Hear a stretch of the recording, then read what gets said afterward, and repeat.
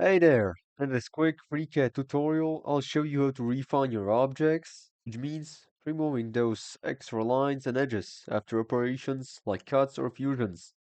Let's get to it. When you cut or combine objects in FreeCAD, it often leaves behind extra faces or edges. These don't affect function, but they look messy. To fix this, just select the last feature you did like a pad, pocket, or boolean operation.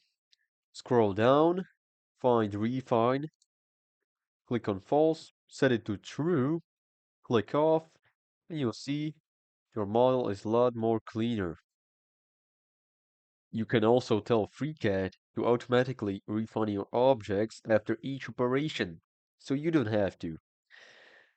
To do this, you want to go up here on the left to Edit, click Preferences, Part Design, and check the last two boxes.